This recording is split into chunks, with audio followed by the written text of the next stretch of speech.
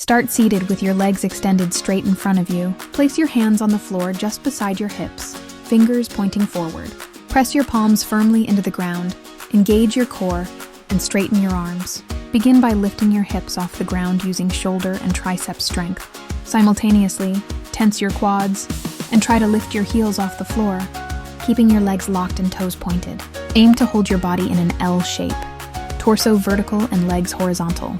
At first, you may not lift your feet. This is normal.